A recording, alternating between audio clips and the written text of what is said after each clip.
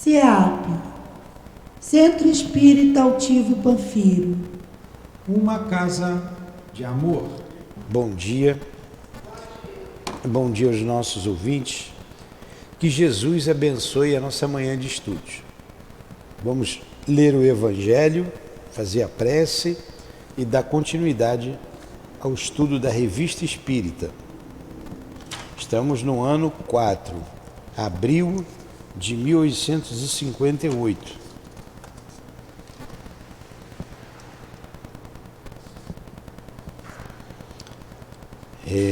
E vamos dar continuidade ao estudo aqui sobre os druidas. O Evangelho é o capítulo 7, Bem-aventurados os pobres de espírito. Missão do homem inteligente na terra. Não vos orgulheis do que sabeis, porque esse saber tem limites bem estreitos no mundo que habitais. Mesmo supondo que sejais uma das maiores inteligências da terra, não tendes nenhum direito de vos envaidecer por isso. Se Deus, nos seus desígnios, vos fez nascer em um meio onde pudestes desenvolver vossa inteligência, é porque quis que fizesse uso dela para o bem de todos. É uma missão que Ele vos dá, colocando em vossas mãos o instrumento com a ajuda do qual podeis desenvolver as inteligências retardatárias ao vosso redor e conduzi-las a Deus. A natureza do instrumento não torna patente o uso que dele se deve fazer? A enxada que o jardineiro coloca nas mãos do seu ajudante não lhe indica que ele deve cavar a terra? E o que diríeis se esse ajudante, em vez de cavar, erguesse a enxada para ferir o jardineiro? Diríeis que isso é horrível e que ele merece ser mandado embora. Muito bem, não ocorre o mesmo com aquele que se utiliza da sua inteligência para destruir a ideia de Deus e da providência entre seus semelhantes? Não ergue ele contra o seu Senhor a enxada que lhe foi dada para preparar o terreno? Terá ele direito ao salário prometido ou, ao contrário, merece ser mandado embora do jardim? E o será, não duvideis, e viverá existências miseráveis e cheias de humilhações, até que se curve diante daquele a quem tudo deve. A inteligência é cheia de méritos para o futuro, desde que seja bem empregada. Se todos os homens que são bem dotados em inteligência se servissem dela de acordo com a vontade de Deus, a tarefa dos espíritos para fazer a humanidade avançar seria fácil. Infelizmente, muitos a transformam em instrumento de orgulho e de perdição para si mesmos. O homem abusa da sua inteligência, como de todas as suas faculdades. Entretanto, não lhe faltam lições para adverti-lo de que uma poderosa mão pode retirar-lhe o que ela mesma lhe deu. Ferdinando, Espírito Protetor, Bordeaux, 1862. Então, nós vimos aqui a missão do homem inteligente na Terra, né? A gente deve usar a inteligência para conduzir os homens a Deus.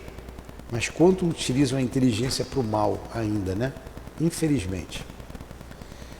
Então, que Jesus nos ouça nesse momento de prece e derrame sobre nós as suas bênçãos de amor e de paz, aqui em nossa casa de amor, sustentando-nos a todos que estamos estudando a doutrina espírita. Permita, Jesus, que o nosso Allan Kardec nos inspire, pois ele escreveu as revistas e é um grande trabalhador da tua seara. Precisamos muito desse amigo, desse irmão, da sua inspiração, da sua inteligência do seu braço amigo junto a nós. Que ele possa nos inspirar. O nosso amigo também, Leon Denis, que deu continuidade a esta doutrina, que escreveu também para a Revista Espírita.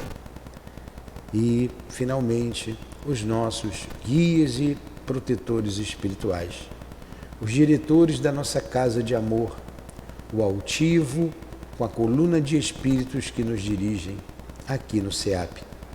Em nome desses espíritos, amigos e irmãos, em nome do amor, em nome do nosso amor, Lourdinha, mas acima de tudo, em nome do teu amor, Jesus, e do amor de Deus, nosso Pai, é que damos por iniciado os estudos em torno da doutrina espírita da manhã de hoje. Que assim seja. Graças a Deus.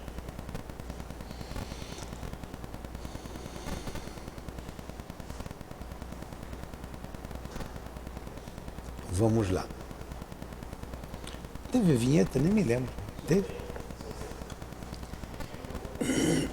Nós, semana passada, estávamos estudando a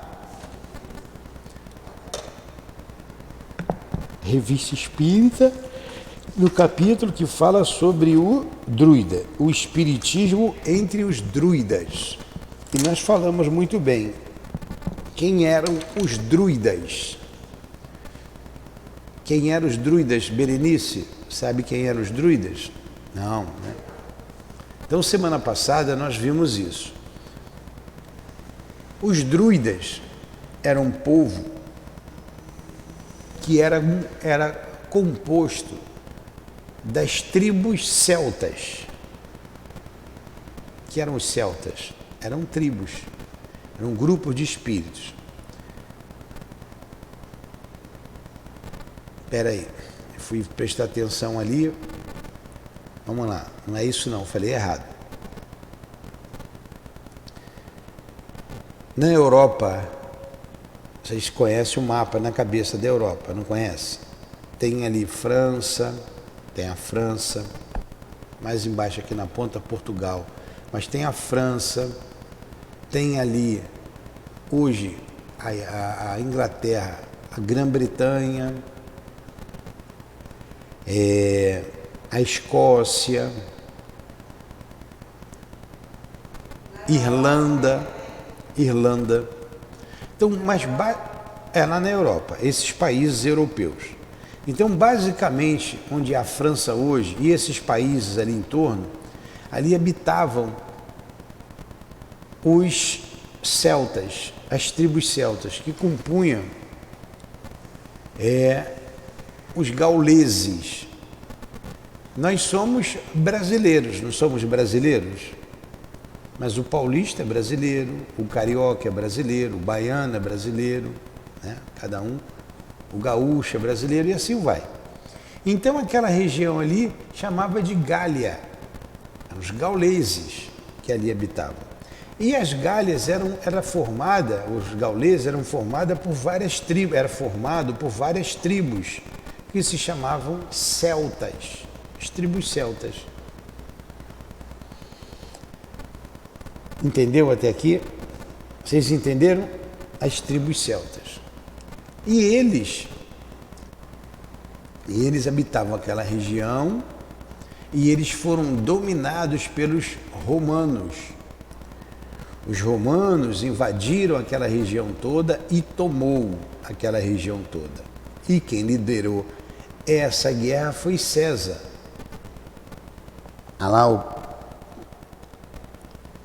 César liderou a batalha e dominou aquela região. O que eles faziam? A guerra.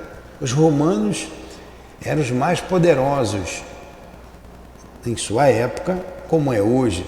São hoje os Estados Unidos, né? Temos grandes potências. A França já teve o seu esplendor. Hoje são os Estados Unidos. A gente vê outros grandes países aí surgindo, mas na época era Roma, eram os romanos. Então eles faziam guerra, tomavam a região e pilhavam. Pilhar é roubar. Aí levava a riqueza para eles botava o povo para trabalhar para eles, cobrava imposto. Era assim que funcionava. Está muito diferente hoje não, mas era assim, né? Então eles exploravam. E dentro dessas tribos, dentro dessa sociedade, tinha uma hierarquia. Os druidas eram os sacerdotes dessa sociedade. Quando você vai numa tribo indígena, não tem um pajé, não tem um cacique, tem um cacique, tem um pajé e tem os índios. Lá tinha os bardos, os druidas, tinham as figuras que estavam acima da sociedade. Os bardos eram os poetas e os druidas eram os sacerdotes. Só que ele tinha uma função bem mais ampla. Eles eram preparados para isso. Eram homens que ensinavam aos jovens. Eles passavam para o jovem a cultura deles. Educavam, eram grandes educadores. E os ensinamentos deles eram passados em forma de tríade, que nós vamos ver aqui o exemplo, onde nós paramos. O que são as tríades? Tríades vem de 3, não é? Então, por exemplo, uma tríade que os druidas passavam. Há 3 unidades, Deus e universo. Como é que eles falavam de Deus e do universo? Há 3 unidades primitivas, e de cada uma delas não poderia existir mais que uma. Um Deus, uma verdade e um ponto de liberdade. Isto é, o ponto onde se encontra o equilíbrio de toda a oposição. Então, para falar aqui de Deus, ele dizia: Deus é um só, mas há uma verdade, um ponto de liberdade e um ponto de equilíbrio. Ficava mais fácil para as pessoas guardarem, decorarem. Então, todo o ensinamento era em forma de tríade. E quem passava esse ensinamento, que eram os grandes educadores, eram os druidas. O nome Allan Kardec é um nome druida. Os espíritos disseram para o professor Hippolyte que o nome de Allan Kardec era Hippolyte Léon Denisard Rivail, ou Rivail, não sei francês falar Rivail. Hippolyte Léon Denisard Rivail. Era um professor muito conhecido na França, autor de muitos livros, né, de aritmética, de língua francesa. Ele era conhecido em Paris, muito conhecido. Ele era um poliglota. Ele traduzia livros do inglês para o francês, do alemão para o francês, do italiano para o francês. Então ele falava, além do francês, que ele era francês, italiano, alemão, inglês. Era um poliglota, era um homem conhecido. Quando ele foi pesquisar a doutrina espírita, ele adotou um pseudônimo, pseudo é falso nome. Ele não quis misturar o nome dele, que ele era conhecido como professor, com o espiritismo, com a doutrina espírita. E o espírito disse que ele tinha sido um sacerdote gaulês. E quando ele foi um sacerdote, quando ele foi um druida, que é um druida, sacerdote e druida, mesma coisa, ele se chamava Allan Kardec. Aí ele adotou esse nome, Allan Kardec. Entenderam? Entendeu, dona Allan Kardec? E como é que os druidas passavam os seus ensinamentos? Através das tríades. A próxima tríade, sobre Deus e o universo, ele diz assim: 3 coisas procedem das 3 unidades primitivas. Ele falou da unidade primitiva, que era Deus, e de Deus procede 3 coisas. 3 coisas procedem das unidades primitivas: a vida, todo o bem e todo o poder. Isso aqui antes do Cristo, hein? Antes do Cristo. A vida, todo o bem e todo o poder. Deus é necessariamente 3 coisas: a maior parte da vida, a maior parte da ciência e a maior parte do poder. e de cada coisa não poderia haver uma parte maior. Olha, antes do Cristo, como eles ensinavam sobre o Criador, o que eles falavam sobre Deus. O que nós sabemos hoje. 3 coisas Deus não pode deixar de ser: o que deve constituir o bem perfeito, o que deve querer o bem perfeito e o que deve realizar o bem perfeito. A gente não vê João dizer que Deus é amor? Deus é amor, é o bem perfeito, né? João diz, Deus é amor, né? Então, ele é o bem perfeito, o querer perfeito, realização perfeita. Deus é perfeito. 3 garantias do que Deus faz e fará: seu poder infinito, sua sabedoria infinita, seu amor infinito, pois não há nada que não possa ser efetuado, que não possa tornar-se verdadeiro e que não possa ser desejado por um atributo. A gente não fala que Deus é infinito, o infinito bem, a infinita verdade? Eles lá antes do Cristo já ensinavam isso, os druidas. 3 fins principais da obra de Deus: como Criador de todas as coisas, diminuir o mal, reforçar o bem e esclarecer toda a diferença, de modo que se possa saber o que deve ser ou, ao contrário, o que não deve ser. A gente não fala que Deus é o Criador de todas as coisas, que Deus é único, que Deus é bom, que Deus é justo? É um só. Eles ensinavam isso. Os sacerdotes celtas, que eram os druidas, e que Allan Kardec é o nome druida, esse espírito foi um druida, já ensinava isso lá atrás. Você vê que é um espírito preparado, veio preparado. Não é qualquer um que faz o que ele fez, não. 3 coisas que Deus não pode deixar de conceder: o que há de mais vantajoso, o que há de mais necessário e o que há de mais belo.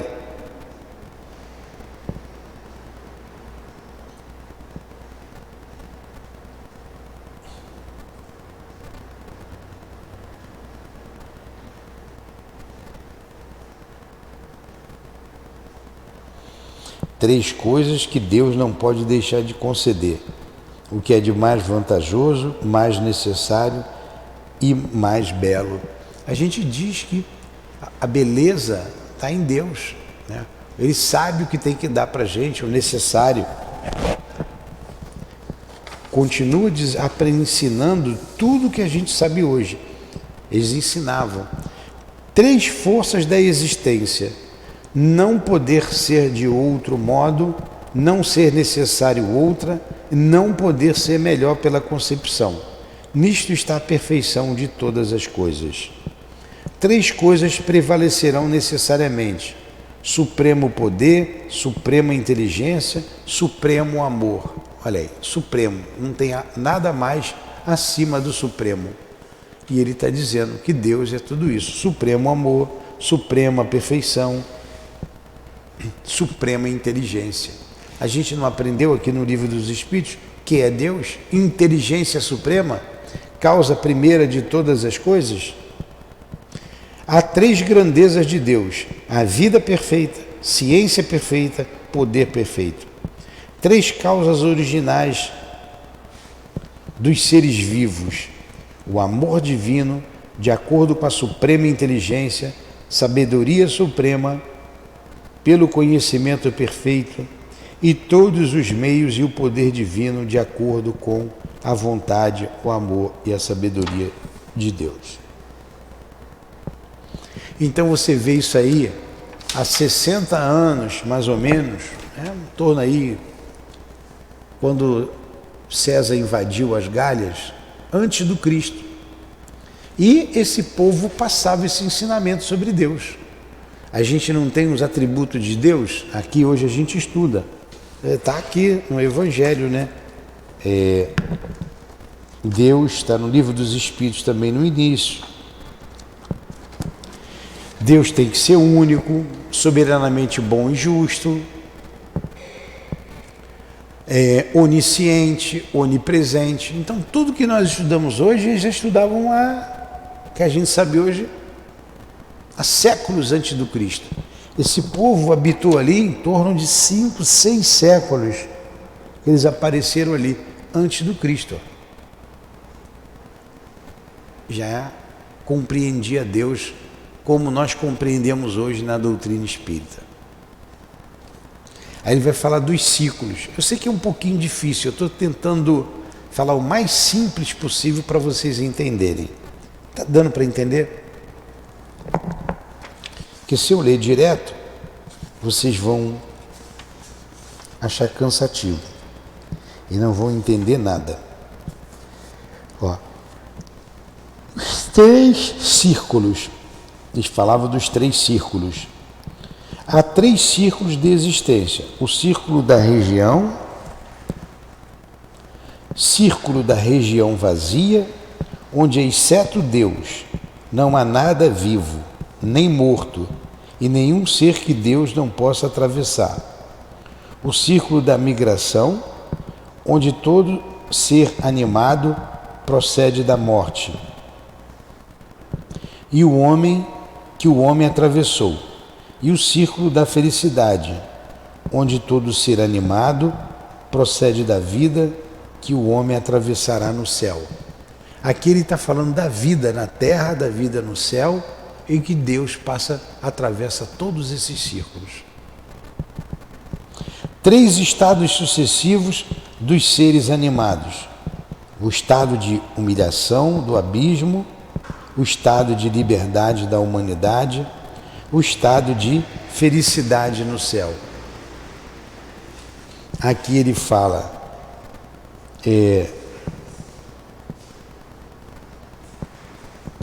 3 fases necessárias de toda existência em relação à vida: o começo, a transmigração e a plenitude. E sem essas 3 coisas nada poderia existir, exceto Deus. O que eu li aqui nessas coisas difíceis aqui que vocês não entenderam? Ele está falando da migração das almas do corpo para o mundo espiritual, do mundo espiritual alcançando um estado de felicidade, e sempre Deus acima de tudo isso, coordenando todo esse trabalho.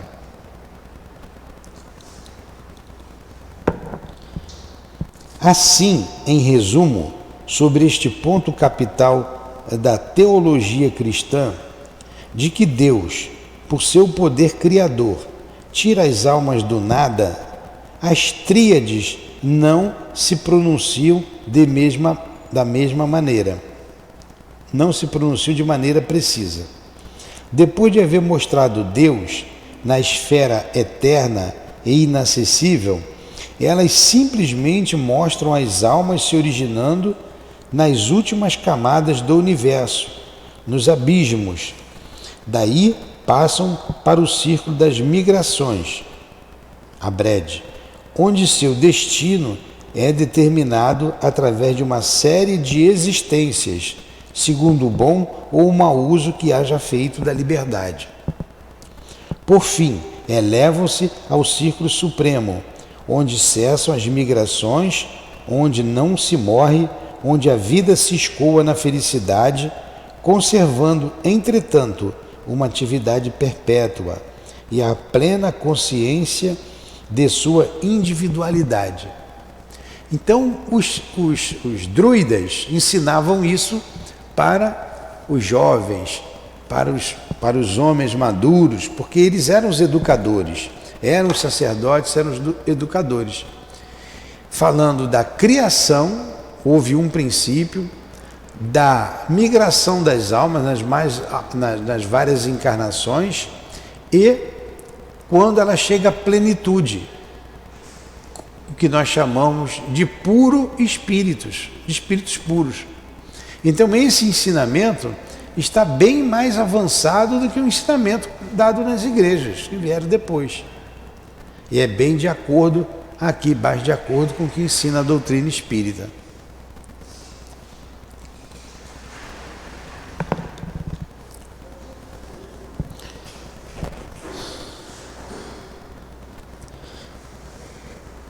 Na verdade, o druidismo não cai no erro das teologias orientais, que levam o homem a ser finalmente absorvido no seio imutável da divindade.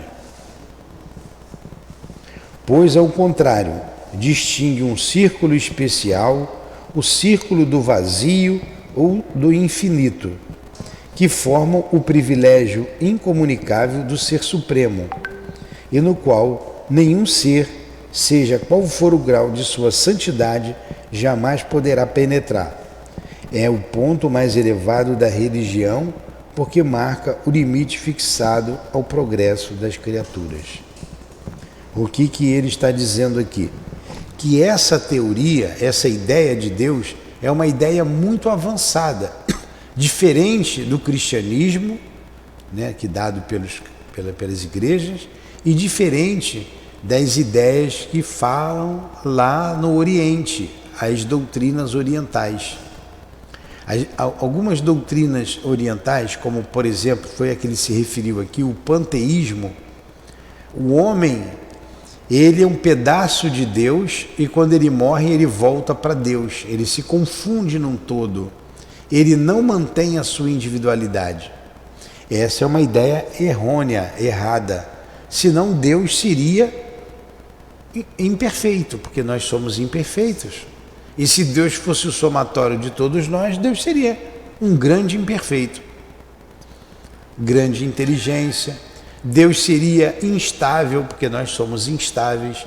Então, uma teoria que ela é falsa em seus princípios, porque Deus é único, Deus é o Criador de todas as coisas, nos criou simples e ignorantes, e através da reencarnação nós vamos atingir a perfeição até retornarmos para gravitarmos em torno de Deus, sendo ministros de Deus, mas cada um mantendo a sua individualidade, ninguém volta ao todo. Então existem muitos espíritos perfeitos que já passaram por todas essas etapas e a etapa que nós estamos passando agora, nós somos imperfeitos, já fomos primitivos, estamos caminhando na direção da perfeição. Esses espíritos já passaram por todas essas etapas. Assim, mostra com muita lógica, com muita razão, a doutrina espírita. E os druidas falavam sobre isso também, diferentemente das doutrinas orientalistas e diferentemente do cristianismo, que foi deturpado depois que Roma assumiu o cristianismo. Muita coisa foi mudada.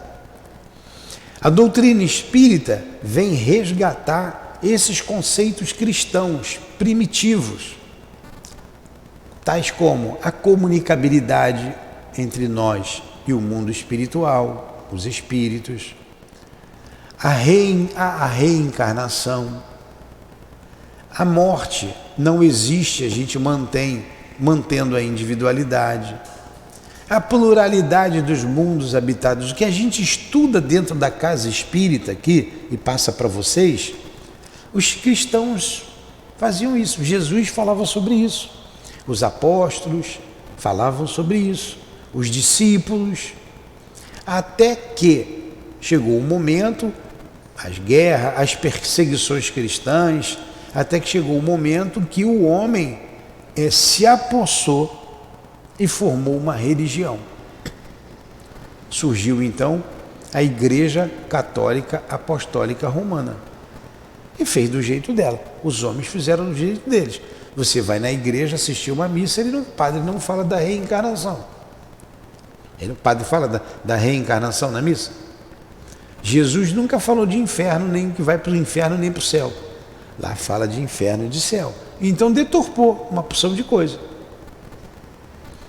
Depois veio uma reforma na Igreja Católica. Alguns padres não queriam que funcionasse daquela maneira. Foi a primeira reforma. Surgiu dali o protestantismo. Eles protestaram. Martinho Lutero protestou. Não pode ser assim. Protestou contra uma série de coisas que a igreja fazia, que abusava. Por exemplo, uma delas, a indulgência. O que é indulgência? Cobrar por oração, vender um pedaço do céu. Mas depois caíram no mesmo erro. A doutrina espírita vem trazer para nós os ensinamentos que o Cristo ensinava, como ele ensinava, na sua maior pureza. E os druidas, que eram os sacerdotes celtas, eles passavam isso para o seu povo, educando há muito tempo, há séculos antes do Cristo. Por isso que ele trouxe essas ideias celtas para cá, trouxe o druidismo. Estou repetindo porque chegou gente depois e para vocês fixarem bem. Allan Kardec é um nome druida. Foi revelado a ele que ele foi um sacerdote druida, ele foi um druida na época em que ele vivia nas Gálias. As Gálias eram uma região que era composta de vários países europeus hoje, basicamente a França, a Inglaterra, Irlanda, Escócia, então era uma área grande ali. Os conflitos, as guerras, vai dando uma outra geografia a cada povo ali. A Alemanha, tudo aquilo ali viviam ali as tribos celtas que compunham as Gálias, aquela religião, os gauleses. Os gauleses eram compostos pelas tribos celtas e as tribos tinham ali as suas hierarquias. Os druidas eram os sacerdotes celtas. Então, entenderam? É disso que nós estamos falando.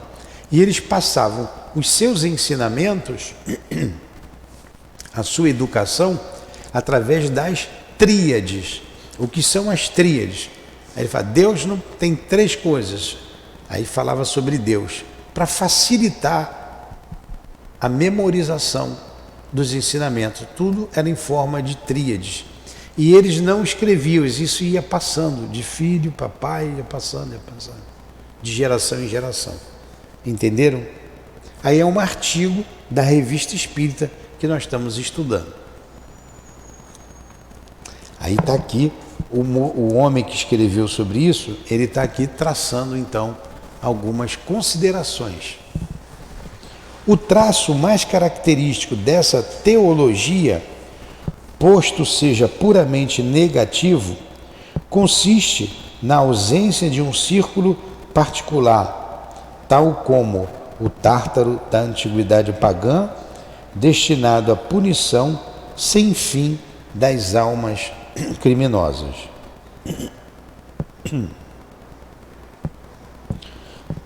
Para os druidas, não existe o inferno propriamente dito. A distribuição dos castigos aos seus olhos efetua-se no círculo das migrações pela ligação das almas em condições de existência mais ou menos infelizes, onde sempre, sem horas de sua liberdade, expiam suas faltas pelo sofrimento e se dispõem pela reforma de seus vícios a um futuro melhor.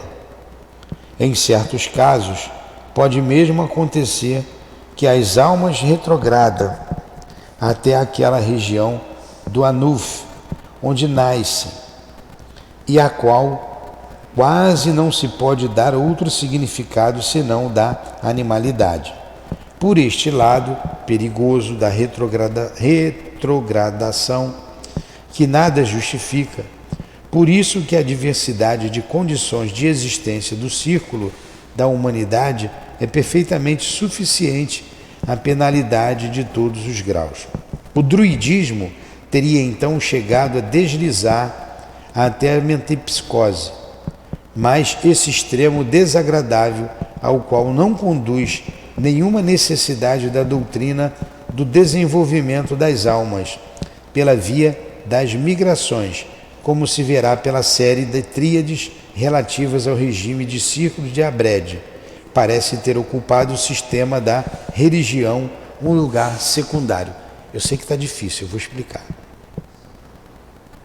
que ele disse aqui? Que dessa teologia, teologia significa, vocês já ouviram falar essa palavra, né? Teologia, Deus, estudo de Deus. Biologia, vida. Ogia, estudo da vida. Teologia, estudo de Deus.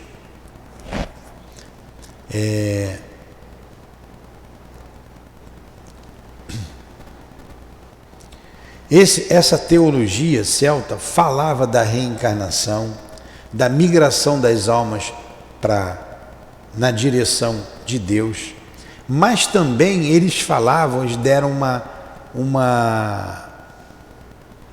tinha uma ideia que algumas almas retrogradavam.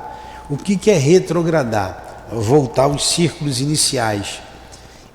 Quando era muito má, voltava a ser um animal, podia voltar. Por exemplo, eu morri, eu sou uma pessoa má, posso nascer um cavalo, uma vaca. Essa ideia se chama metempsicose. Ela é uma ideia que vem lá do Oriente, de algumas religiões. Eu não vou falar do hinduísmo, mas é uma ideia em que a alma retrograda. Tem algumas pessoas que acreditam que a árvore que está ali foi a alma de alguém. Então, para ser castigada, nasceu um pé de jaca. Imagina a gente nascer um pé de jaca. Imagina a senhora,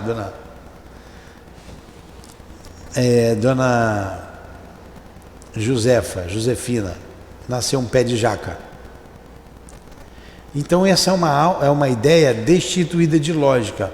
Algumas religiões lá na Índia pensam assim. Por isso que vocês viram, o macaco faz o que quer, a vaca anda na rua. Então a minha sogra, a minha mãe pode ser aquela vaca. Então eles não matam o animal faz o que quer. Entendeu?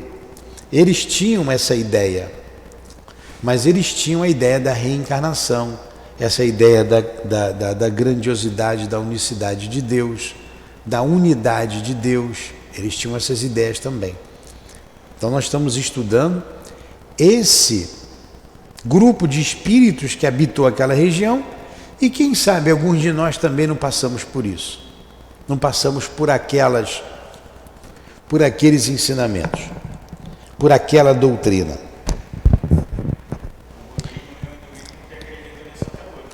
O budismo, né? O hinduísmo, acreditam. Então a metempsicose, alguns budistas, hinduístas, têm essa teoria. Mas ela é uma teoria para nós destituída de lógica, tá? Por quê? A doutrina espírita diz: o espírito não retrograda. Ele não retrograda. Retrogradar é voltar. Ele pode estacionar, mas ele não volta. Somos homens, continuaremos sendo homens sempre em direção a Deus. Salvo algumas obscuridades, devidas talvez às dificuldades de uma língua cujas profundezas metafísicas ainda não se nos tornaram bem conhecidas, as declarações das tríades relativas às condições inerentes ao círculo de Abrede derramam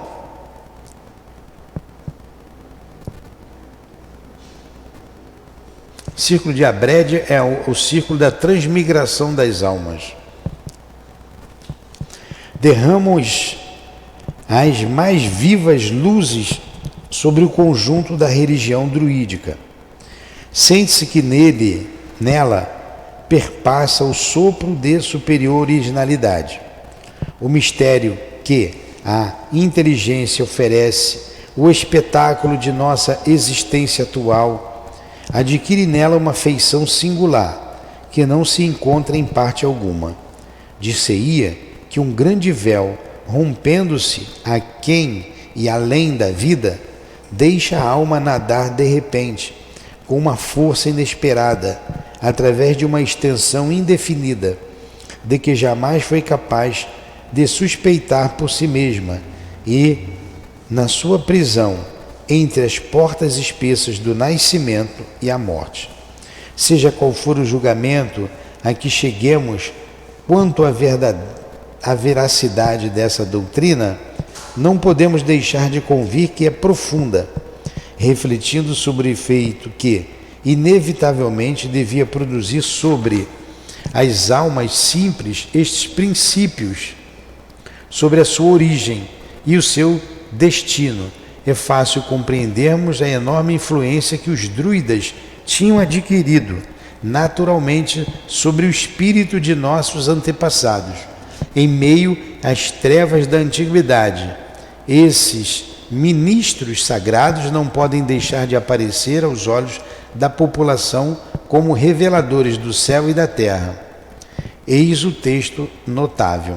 Aí ele vai falar do círculo de Abrede, que depois a gente vai ver na próxima aula. O que foi que ele leu aqui? O que foi que a gente leu aqui? A grandiosidade dessa doutrina que os druidas falavam. Então vem desde os tempos antigos. Vê aí, quando apareceu os celtas na região das Gálias. 600, 700 anos antes do Cristo. Confirma aí, Tiago. Antes do Cristo. Eles já falavam da reencarnação. Eles já falavam,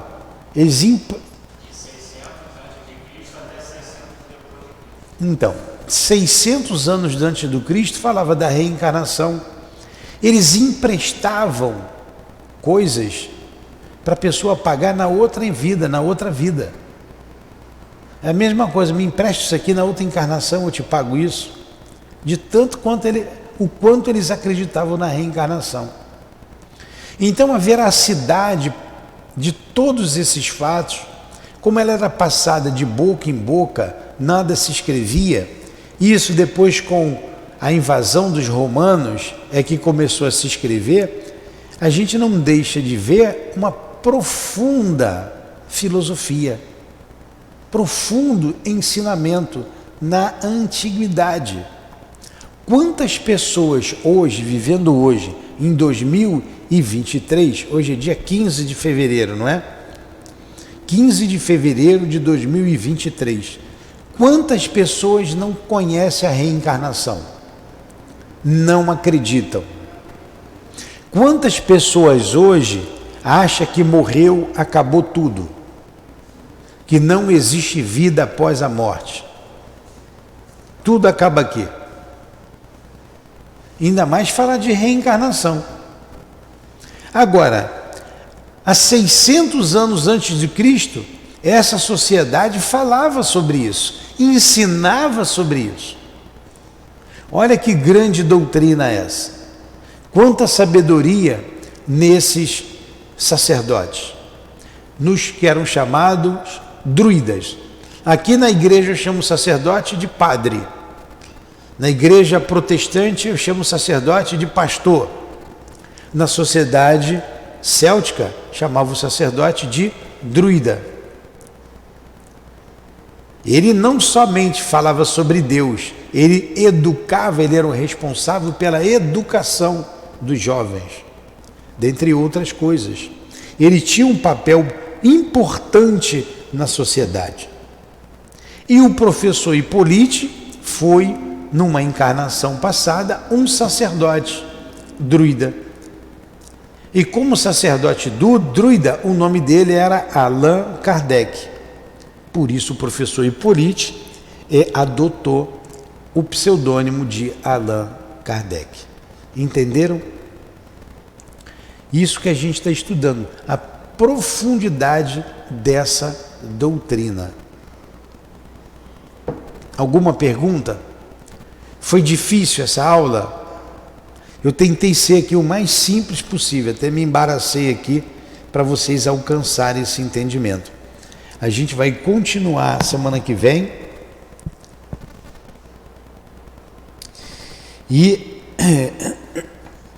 para falar dos círculos de Abrede.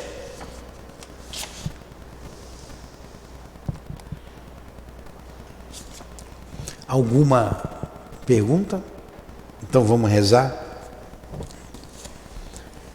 Obrigado, Jesus, pela manhã de hoje, pela vida que continuamos a ter no corpo físico. Agradecemos pela instrução que chega até nós, esses conhecimentos tão antigos que só validam a doutrina espírita. Obrigado, Allan Kardec, obrigado aos guias aqui presentes, a todos vocês que pedimos ajuda no início dos nossos estudos. Obrigado, Altivo, Lourdinha, irmãs queridas. Em nome de vocês, amigos queridos, em nome de Allan Kardec, de Leon Denis, do nosso Altivo, da coluna de espíritos que dirige o SEAP, em nome do amor, do nosso amor, mas acima de tudo, em nome do teu amor, Jesus, e do amor de Deus, o Criador, é que damos por encerrado os estudos da manhã de hoje em torno da Revista Espírita. Que assim seja.